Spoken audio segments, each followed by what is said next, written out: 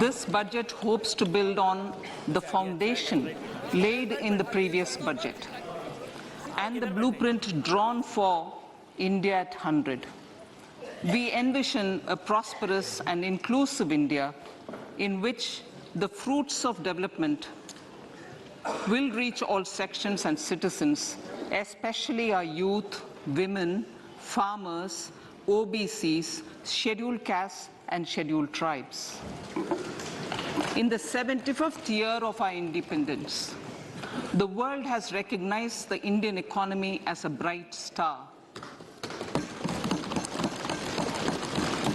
Our current year's economic growth is estimated to be at 7%. It is notable that this is the highest among all the major economies. कोविड-19 और एक युद्ध के कारण विश्व स्तर पर अर्थव्यवस्था के बड़े पैमाने पर सुस्त पड़ने के बावजूद संभव हुआ है। इसलिए भारतीय अर्थव्यवस्था सही रास्ते पर है और चुनौतियों का समय होने के बावजूद उज्जवल भविष्य की दिशा में बढ़ रही है।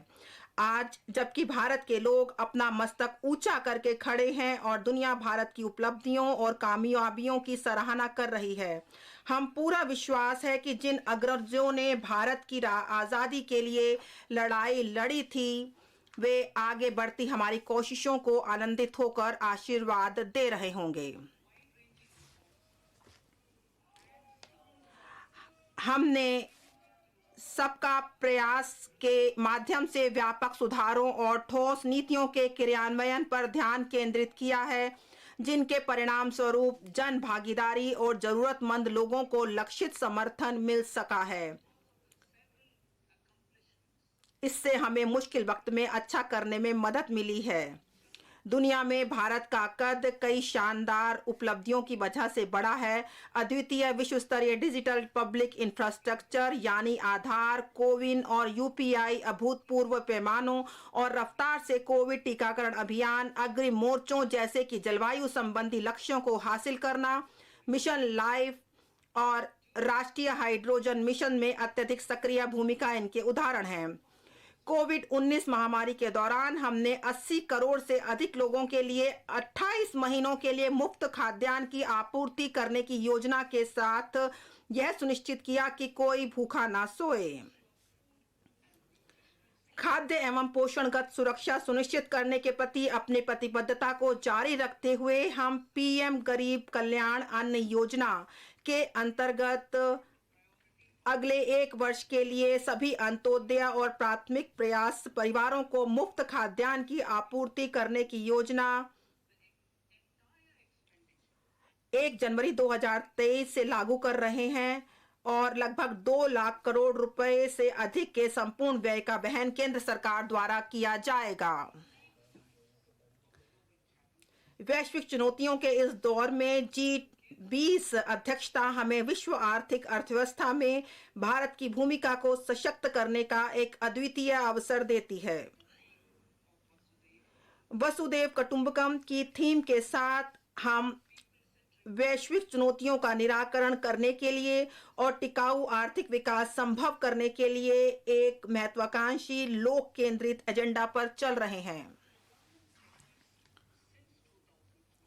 वर्ष 2014 से भारत के प्रयासों ने सभी नागरिकों के लिए बेहतर क्वालिटी की जिंदगी और इज्जत की जिंदगी सुनिश्चित की है। प्रति व्यक्ति आय दुगनी से भी अधिक होकर 1.97 लाख रुपए अधिक हो गई है। इन 9 वर्षों में भारतीय अर्थव्यवस्था का आकार भी बढ़ा है और यह दुनिया की 10वीं से 5वीं सबसे बड़ी अर्थव्यवस्था बन गई है।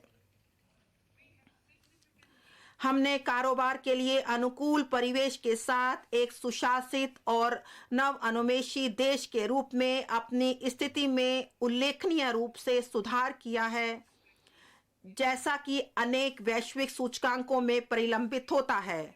हमने कई साधारणीय विकास लक्ष्यों में भी उल्लेखनीय प्रगति की है। अर्थव्यवस्था और अधिक औपचारिक हो गई है, जैसा कि वर्ष 2022 में ईपीएफओ सदस्यता के दुगने से अधिक 27 करोड़ होने और यूपीआई के माध्यम से 126 लाख करोड़ के 7,400 करोड़ डिजिटल भुगतान से प्रतिबिंबित होता है। लक्षित लाभों को सबके लिए सुलभ कराने के साथ अनेक योजनाओं के कुशल कार्यान्वयन के परिणाम स्वरूप समावेशी विकास संभव हुआ है। कुछ योजनाएं इस प्रकार हैं। स्वच्छ भारत मिशन के अंतर्गत 11.7 करोड़ परिवारों में शौचालय, उज्ज्वला के अंतर्गत 9.6 करोड़ एलपीजी कनेक्शन, 102 करोड़ लोगों को 220 करोड़ कोविड टीकाकरण, 47.8 करोड़ पीएम जन धन बैंक खाते, पीएम सुरक्षा बीमा और पीएम जीवन ज्योति योजना के तहत 44.6 करोड़ व्यक्तियों के लिए बीमा कवर और 11.4 करोड़ से अधिक किसानों को 2.2 लाख करोड़ का नकद अंतरण देना पीएम किसान सम्मान निधि के अंतर्गत। अमृत काल के लिए हमारी संकल्पना में सुदृढ़ लोकवित्त और सशक्त वित्तीय क्षेत्र के साथ प्रौद्योगिकी चालित और ज्ञान आधारित अर्थव्यवस्था शामिल है। यह हासिल करने के लिए सबका साथ, सबका प्रयास के माध्यम से जन भागीदारी अनिवार्य है। इस विजन को हासिल करने के लिए आर्थिक एजेंडा में 3 चीजों पर ध्यान केंद्रित किया जाएगा। पहला, नागरिकों विशेषकर युवा वर्ग को अपनी आकांक्षाओं की पूर्ति करने के लिए पर्याप्त अवसर उपलब्ध कराना। दूसरा, विकास और रोजगार सृजन पर विशेष ध्यान देना। और तीसरा, वृहद आर्थिक सुस्थिरता को सुदृढ़ करना।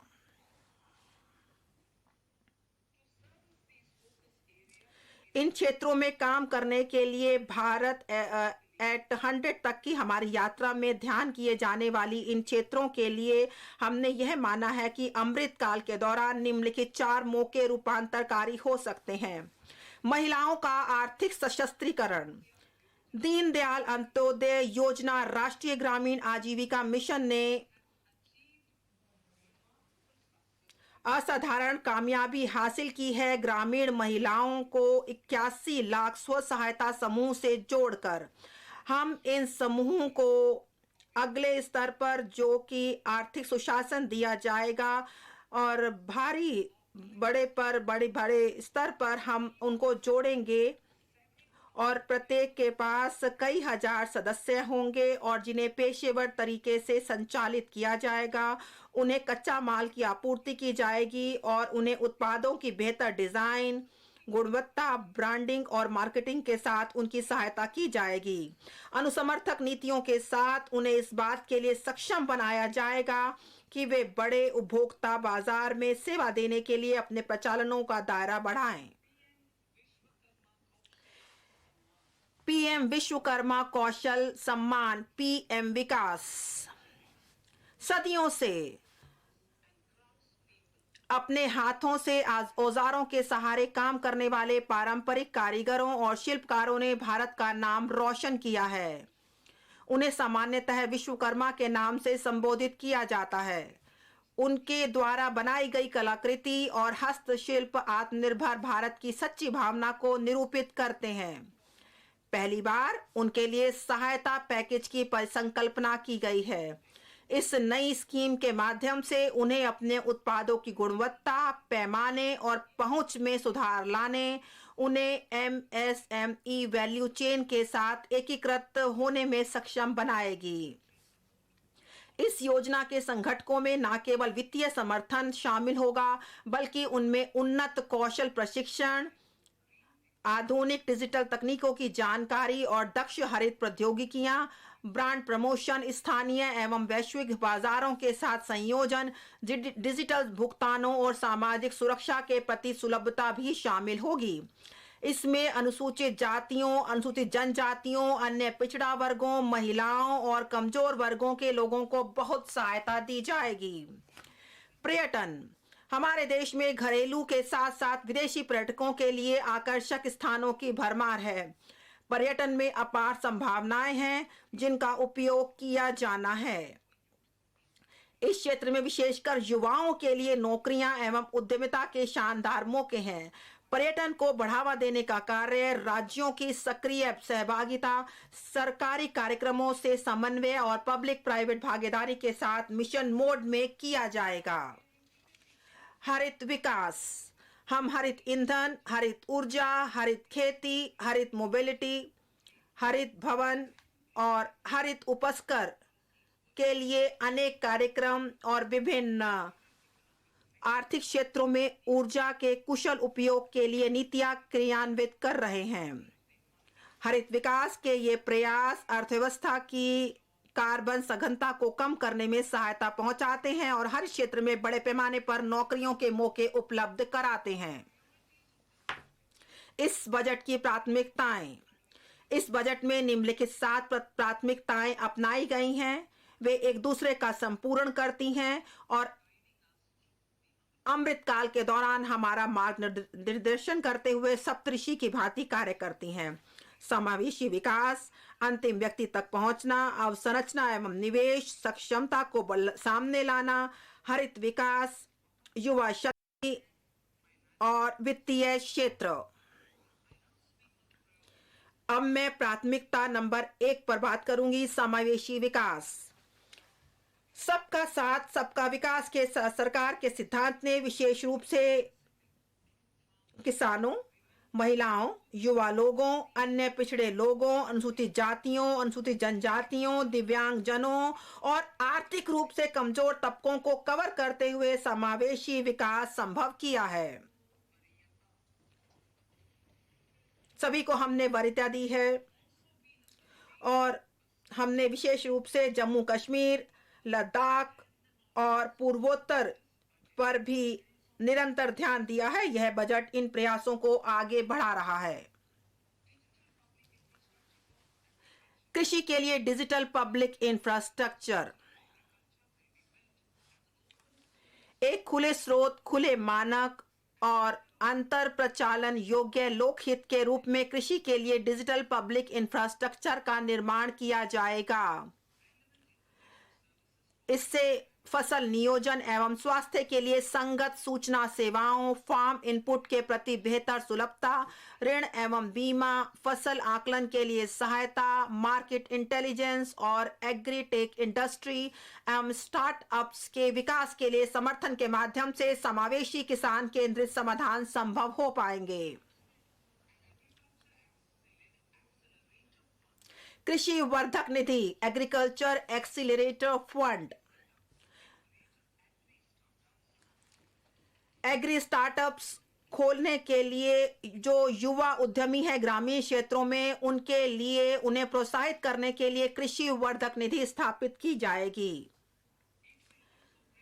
इस निधि का उद्देश्य होगा किसानों के सामने पेश आ रही चुनौतियों का नवोन्मेषी एवं किफायती समाधान उपलब्ध कराना।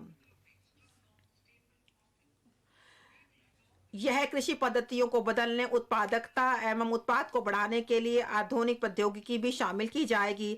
अतिरिक्त लंबे रेशेदार कपास की उत्पादकता बढ़ाने के लिए हम पब्लिक प्राइवेट भागीदारी PPP के माध्यम से क्लस्टर आधारित और वैल्यू चेन दृष्टिकोण अपनाएंगे।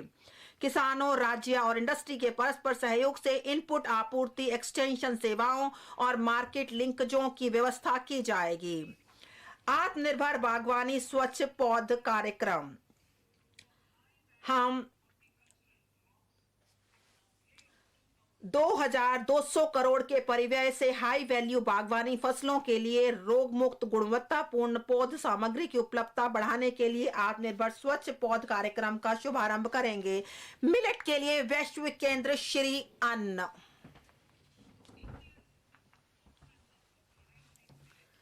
भारत मिलेट को लोकप्रिय बनाने के कार्यक्रम में सबसे आगे है, जिसकी खपत से पोषण, खाद्य सुरक्षा और किसानों के कार्य को बढ़ावा मिलता है। माननीय प्रधानमंत्री जी ने ऐसा कहा है।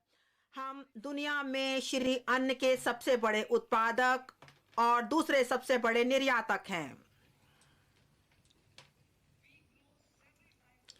हम कई प्रकार के श्री अन्न उगाते हैं, जैसे कि ज्वार, श्री रागी, श्री अन्न बाजरा, श्री कुट, श्री अन्न रामदाना, कंगनी, कुटकी, कोदो, चीना और सामा।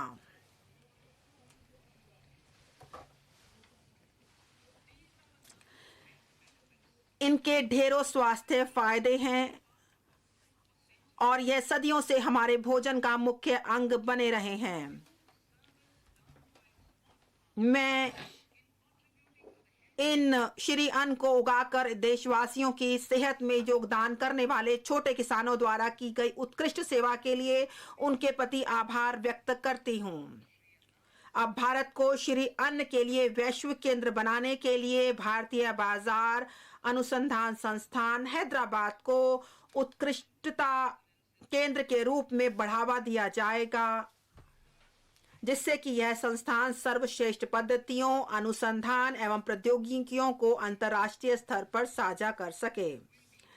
कृषि ऋण के लक्ष्य को पशुपालन, डेयरी एवं मत्स्य पालन पर ध्यान केंद्रित करते हुए रुपए 20 लाख करोड़ रुपए तक बढ़ाया जाएगा। हम नई योजना ला रहे हैं, प्रधानमंत्री मत्स्य पालन योजना। यह एक योजना है, लेकिन हमने एक नई योजना लाए हैं जिसमें हम 6,000 करोड़ के लक्षित निवेश के साथ पीएम मत्स्य संपदा योजना की एक नई उपयोजना शुरू करेंगे, ताकि मछुआरों, मछली विक्रेताओं, सूक्ष्म तथा लघु उद्यम अपने कार्य में और अधिक सक्षम बन सकें। मूल्य श्रृंखला दस्ताओं में सुधार लाया जाएगा। किसानों, विशेष रूप से छोटे एवं सीमांत किसानों के लिए तथा अन्य वंचित क्षेत्रों के लिए सरकार सहकारिता आधारित आर्थिक विकास मॉडल को बढ़ावा दे रही है। सहकार से समृद्धि के विजन को हासिल करने के अधिदेश के साथ एक नए सहकारिता मंत्रालय का गठन किया गया है। इस विजन को साकार करने के लिए सरकार ने पहले से ही 63,000 प्राथमिक कृषि ऋण सोसाइटी PACM के कंप्यूटरीकरण का कार्य शुरू किया है, जिसमें 2,516 करोड़ के निवेश की बात की गई है। 2,516 करोड़। और सभी हितधारकों एवं राज्यों के साथ परामर्श करके PACS के लिए हमने, ताकि वह बहुउद्देशीय PACS बनने में सक्षम हो सके, हमने एक मॉडल उपनियम तैयार किया गया है, और ताकि सहकारी सोसाइटियों के देशव्यापी मानचित्रण के लिए एक राष्ट्रीय सहकारी डाटाबेस तैयार किया जा सके। और हम इसे डाटाबेस तैयार किया जाएगा जो सहकारी स्तर पर होगा, और यह देशव्यापी मानचित्रण के साथ किया जाएगा। इस पृष्ठभूमि के साथ हम व्यापक विकेंद्रीकरण भंडारण क्षमता बनाने के लिए एक योजना कार्यान्वित करेंगे। इससे किसानों को अपने उत्पादों का भंडारण करने और उचित समय पर उनकी बिक्री करके लाभकारी मूल्य प्राप्त करने में सहायता मिलेगी। और जो अगले 5 वर्षों जो कवर नहीं किए गए, पंचायतों में बड़ी संख्या में बहुउद्देशीय सहकारी सोसाइटियों, प्राथमिक मत्स्य सोसाइटियों और डेयरी सहकारी सोसाइटियों की स्थापना करने हेतु सुविधा प्रदान की जाएगी। स्वास्थ्य, शिक्षा तथा कौशल वर्धन। 157 मौजूदा जो मेडिकल कॉलेजों के साथ साथ सह स्थानों में 157 सह स्थानों में जो मौजूदा 157 मेडिकल कॉलेज हैं, उनकी स्थापना जो 2014 से की गई है, उनके साथ सह स्थानों में 157 नए नर्सिंग कॉलेज स्थापित किए जाएंगे। स्किल सेल एनीमिया उन्मूलन मिशन। वर्ष 2047 तक स्किल सेल एनीमिया का उन्मूलन करने के लिए एक मिशन की शुरुआत की जाएगी। इसमें प्रभावी जनजातीय क्षेत्रों में जागरूकता सृजन, 0 से 40 वर्ष के आयु वर्ग के 7 करोड़ लोगों की यूनिवर्सल स्क्रीनिंग और केंद्रीय मंत्रालयों और राज्य सरकारों के सहयोग परक प्रयासों के माध्यम से काउंसलिंग का कार्य किया जाएगा। Council for Medical Research Labs will be made. सहयोगात्मक अनुसंधान और नवाचार को प्रोत्साहित करने के लिए चुनिंदा ICMR प्रयोगशालाओं की सुविधाएं सरकारी तथा निजी मेडिकल कॉलेज, संकाय तथा निजी क्षेत्र के अनुसंधान एवं विकास दलों के अनुसंधान के लिए उपलब्ध कराई जाएगी। फार्मा नवाचार, फार्मास्यूटिकल में अनुसंधान एवं नवाचार को प्रोत्साहित करने के लिए उत्कृष्टता केंद्रों के माध्यम से एक नया कार्यक्रम शुरू किया जाएगा। हम विशिष्ट प्राथमिकता पात्र क्षेत्रों में अनुसंधान तथा विकास में निवेश के लिए उद्योगों को भी प्रोत्साहित करेंगे। चिकित्सा उपकरणों हेतु बहुविषयक पाठ्यक्रम, मौजूदा संस्थानों में चिकित्सा उपकरणों हेतु पूर्ण समर्पित बहुविषयक पाठ्यक्रमों का बढ़ावा दिया जाएगा ताकि भविष्य कालिक चिकित्सा प्रौद्योगिकियों, उच्च कोटि के विनिर्माण तथा अनुसंधान के लिए कुशल मैन पावर की उपलब्धता सुनिश्चित की जा सके। अध्यापकों का प्रशिक्षण, नवोन्मेषी शिक्षा विज्ञान, पाठ्यचर्या संव्यवहार, सतत पेशेवर विकास, डिपिस्टिक सर्वेक्षण, आईसीटी कार्यान्वयन के माध्यम से अध्यापकों का प्रशिक्षण पुनः परिकल्पित किया जाएगा। इस उद्देश्य के लिए जिला शिक्षा एवं प्रशिक्षण संस्थानों को जीवंत उत्कृष्ट स्थानों के रूप में तैयार किया जाएगा।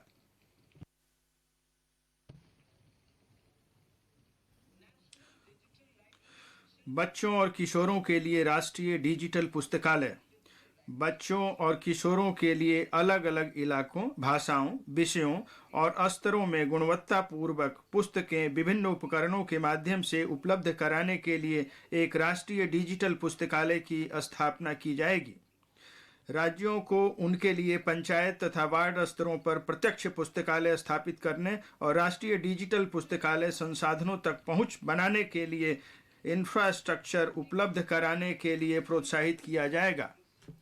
इसके अतिरिक्त पढ़ने की संस्कृति को बढ़ावा देने के लिए और महामारी के समय की अधिगम क्षति को पूरा करने के लिए राष्ट्रीय बुक न्यास, बाल पुस्तक न्यास तथा अन्य स्रोतों को इन प्रत्यक्ष पुस्तकालयों में क्षेत्रीय भाषाओं तथा अंग्रेजी में पाठ्येतर विषयों की पुस्तकें उपलब्ध कराने और उनकी पुनर्पूर्ति करने के लिए प्रोत्साहित किया जाएगा। साक्षरता के क्षेत्र में कार्य करने वाले एनजीओ के साथ सहयोग भी इस पहल का हिस्सा होगा। वित्तीय समझ लाने के लिए वित्तीय क्षेत्र विनियामकों और संगठनों को इन पुस्तकालयों में उम्र के हिसाब से उपयुक्त पठन सामग्री देने के लिए प्रोत्साहित किया जाएगा।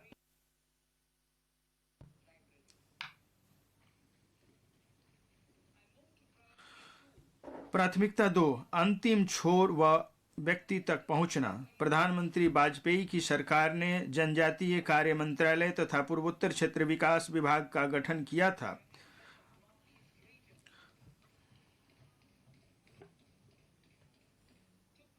अंतिम छोर व व्यक्ति तक पहुंचना के उद्देश्य पर और अधिक ध्यान केंद्रित करने के लिए हमारी सरकार ने आयुष, मत्स्य पालन, पशुपालन एवं डेयरी, कौशल विकास, जल शक्ति तथा सहकारिता मंत्रालयों का गठन किया है।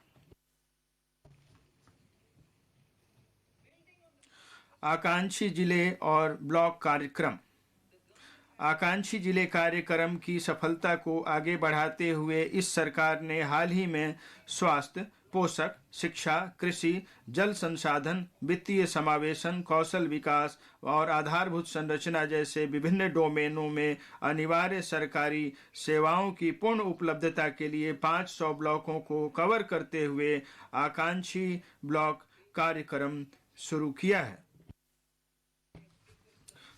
माननीय अध्यक्ष महोदय, प्रधानमंत्री पीवीटीजी विकास मिशन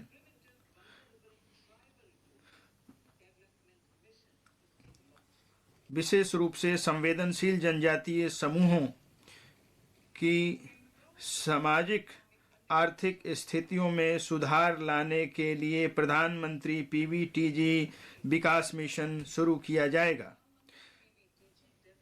इसमें पीवीटीजी परिवारों और पर्यावासों को सुरक्षित आवास, स्वच्छ पेयजल एवं स्वच्छता, शिक्षा, स्वास्थ्य एवं पोषण, सड़क तथा दूरसंचार संपर्कता और संधारणीय आजीविका के अवसरों जैसी बुनियादी सुविधाएं पूरी तरह उपलब्ध कराई जाएंगी। अनुसूचित जनजातियों के लिए विकास कार्य योजना के तहत अगले 3 वर्ष में इस मिशन को लागू करने के लिए 15,000 करोड़ रुपए की राशि उपलब्ध कराई जाएगी। एकलव्य मॉडल आवासीय विद्यालय। अगले 3 वर्षों में केंद्र 3.5 लाख जनजातीय छात्रों के लिए चलाए जा रहे 740 एकलव्य मॉडल आवासीय स्कूलों के लिए 38,800 अध्यापक और सहायक कार्मिक नियुक्त करेगा।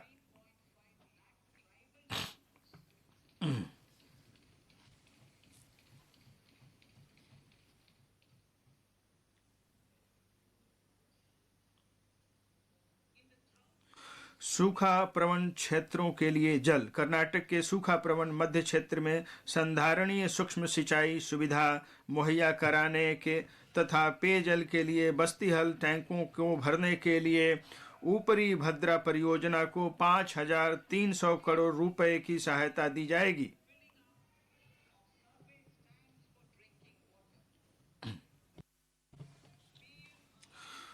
पीएम आवास योजना। पीएम आवास योजना के लिए परिव्यय 66% बढ़ाकर 79,000 करोड़ रुपए से अधिक कर दिया गया है। भारत साझा पुरालेख निधान। भारत साझा पुरालेख निधान एक डिजिटल पुरालेख संग्रहालय में प्रथम चरण में 1 लाख प्राचीन पुरालेखों के डिजिटलीकरण के साथ स्थापित किया जाएगा। निर्धन कैदियों को सहायता। जेल में बंद ऐसे निर्धन व्यक्तियों जो जुर्माना या जमानत राशि की व्यवस्था करने में असमर्थ हैं को आवश्यक वित्तीय सहायता प्रदान की जाएगी।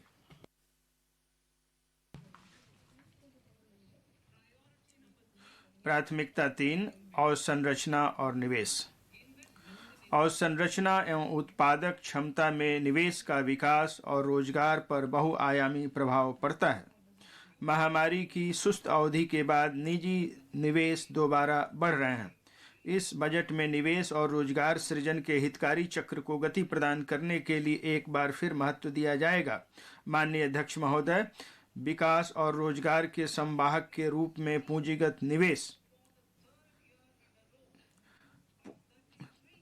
निवेश परिव्यय में लगातार तीसरे वर्ष 33% की तीव्र वृद्धि करके इसे 10 लाख करोड़ किया जा रहा है, जो जीडीपी का 3.3% होगा।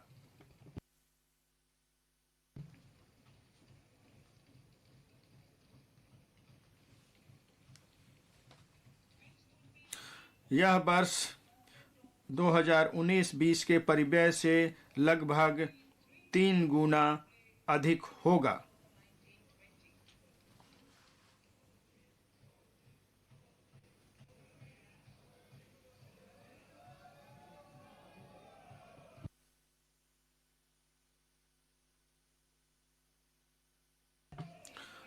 हाल के वर्षों में हुई पर्याप्त वृद्धि विकास संभावनाओं और रोजगार सृजन में तेजी लाने, निजी निवेशों को जोरदार तरीके से बढ़ाने और वैश्विक मंदी के प्रति सुरक्षा कवच लगाने के सरकार के प्रयासों के मूल में है। प्रभावी पूंजीगत व्यय। केंद्र द्वारा प्रत्यक्ष पूंजीगत निवेश का राज्यों को सहायता अनुदान के माध्यम से पूंजीगत आस्तियों के सृजन के लिए किए गए प्रावधान द्वारा संपूर्ण किया जाता है। केंद्र के प्रभावी पूंजीगत व्यय का बजट 13.7 लाख करोड़ होगा, जो जीडीपी का 4.5% होगा। राज्य सरकारों को पूंजीगत निवेश के लिए सहायता।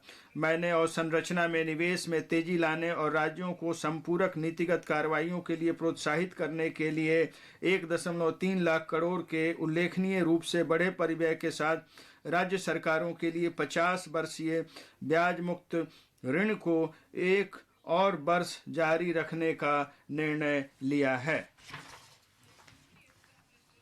अवसंरचना में निजी निवेश हेतु अवसरों में वृद्धि करना। नव स्थापित अवसंरचना वित्त सचिवालय इंफ्रास्ट्रक्चर प्रधानतया सार्वजनिक संसाधनों पर निर्भर रहने वाले रेलवे, सड़क, शहरी इंफ्रास्ट्रक्चर और पावर सहित में और अधिक निजी निवेश के लिए सभी हितधारकों की सहायता करेगा। अवसंरचना की सुमेलित मास्टर सूची। अवसंरचना की सुमेलित मास्टर सूची की अमृतकाल के लिए उपयुक्त वर्गीकरण और वित्त पोषण फ्रेमवर्क की संस्तुति करने के लिए एक विशेषज्ञ समिति द्वारा समीक्षा की जाएगी। मैं रेलवे की बात कर रही हूं अध्यक्ष महोदय। रेलवे के लिए 2.4 लाख करोड़ के पूंजीगत व्यय का प्रावधान किया गया है।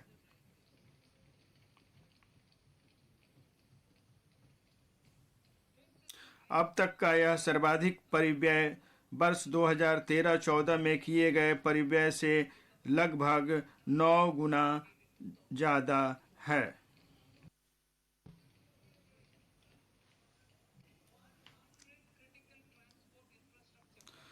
संभार तंत्र, लॉजिस्टिक, पत्तनों, कोयला, इस्पात, उर्वरक और खाद्यान्न क्षेत्रों के लिए शुरू से लेकर अंत तक संपर्क साधने के लिए 100 महत्वपूर्ण अवसंरचना परियोजनाएं अभिज्ञात की गई हैं। इन परियोजनाओं को निजी स्रोतों से 15,000 करोड़ रुपए सहित 75,000 करोड़ रुपए के निवेश के साथ प्राथमिकता दी जाएगी।